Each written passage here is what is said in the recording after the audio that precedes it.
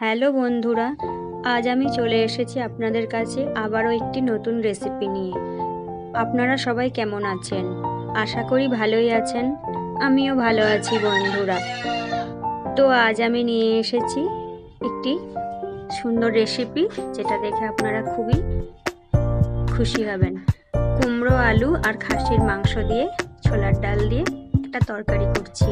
তো তার জন্য আমি একটা হাঁড়িতে পরিমাণ মতো তেল, পেঁয়াজ, গরম মশলা, তেজপাতা একটু লাল করে তাতে আলুগুলো দিয়ে ভেজে নিচ্ছি। আর তার সাথে মাটন আমি আগেই সেদ্ধ করে নিয়েছি 70% মতো, সেটা দিয়ে একসাথে ভাজা ভাজা করে নিচ্ছি। তো ভাজা হয়ে গেলে আমি দিয়ে দিচ্ছি এর মধ্যে কুমড়োগুলো পরে দিলাম, না হলে এটা তাড়াতাড়ি নরম হয়ে যায়, তো গলে গেলে ভালো লাগবে না।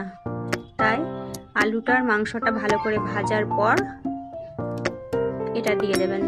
এবার ভালো করে কষিয়ে নিতে হবে বন্ধুরা, নাড়িয়ে চাড়িয়ে ঢাকা দিয়ে একটু করে নাড়িয়ে চাড়িয়ে দেবেন। আর একটু নুন দিয়ে দেবেন।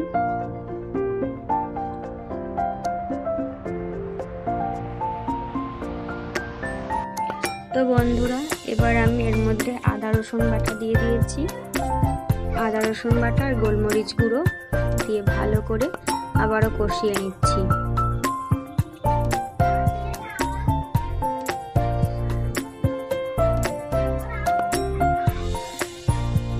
তারপরে বন্ধুরা আমি সব মশলা এক এক করে দিয়ে দিচ্ছি হলুদ গুঁড়ো, ধনে গুঁড়ো, জিরে গুঁড়ো, কাশ্মীরি লঙ্কার গুঁড়ো দিয়ে ভালো করে কষিয়ে নিতে হবে। আর ঝাল লঙ্কার গুঁড়ো একটু দেবেন। আমি যেহেতু গোলমরিচের গুঁড়ো দিয়েছি, তাই ঝাল লঙ্কার গুঁড়োটা একটু কমে দিলাম। এবার ভালো করে কষিয়ে নেবেন বন্ধুরা। আমি একটু জল দিয়েছি, তার কারণ তলায় লেগে যাচ্ছিল বন্ধুরা, তাই দিয়েছি। এবার এটার সাহায্যে ভালো করে কষিয়ে নিতে হবে।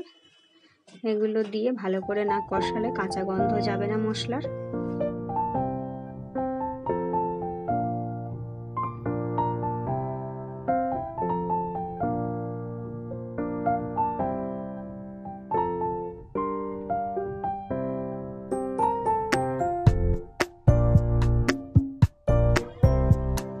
ধনেপাতা কুচিও দিয়ে দিচ্ছি আমি কষানোর সময়তেই।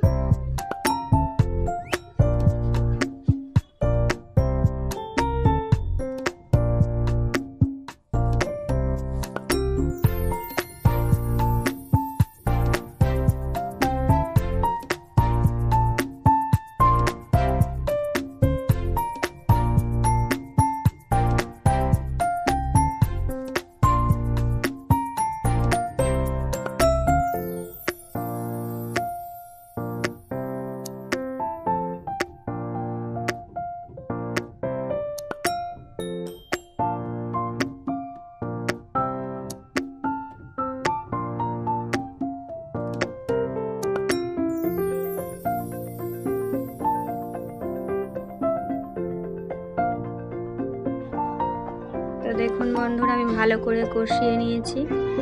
আর সাথে গরম মশলার গুঁড়োও আমি দিয়েছি একটু। এবার আমি এর মধ্যে সেদ্ধ করা ছোলার ডালটা অ্যাড করে দেব। দিয়ে এটাকেও একটু ভালো করে এর সাথে কষিয়ে নিতে হবে। একটু বেশিক্ষণ না, হালকা কষিয়ে নিলেই হবে।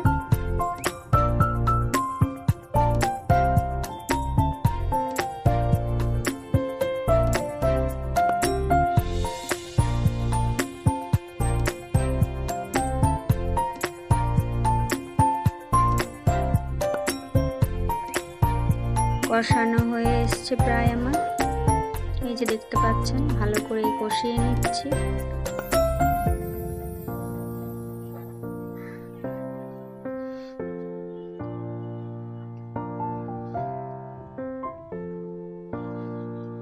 একটু চিনিও দিয়ে দেবেন বন্ধুরা।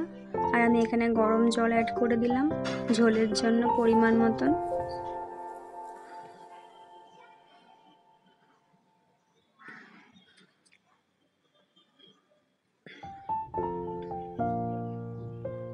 আমার আমার ক্যামেরাটা অতটা ভালো নয় বন্ধুরা, তাই ভালো লাগছে না। আপনারা কাছ থেকে দেখলে বুঝতে পারতেন এটা কতটা সুন্দর হয়েছিল দেখতে, আর খেতেও তার থেকে অনেক বেশি ভালো হয়েছিল। তো বন্ধুরা এভাবে ফুটে গেলে ঢাকা দিয়ে এবার সেদ্ধ করতে হবে সব জিনিসটাকে। তো মাঝে মাঝে খুলে নাড়িয়ে দেবেন, যেহেতু ছোলার ডাল দেওয়া আছে তলায় লেগে যেতে পারে বন্ধুরা।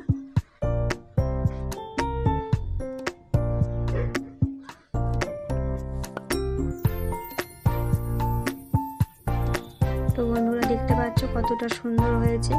নামাবার আগে আরও একটুখানি গরম মশলার গুঁড়ো ছড়িয়ে দেবেন বন্ধুরা, এতে সেন্টটা ভালো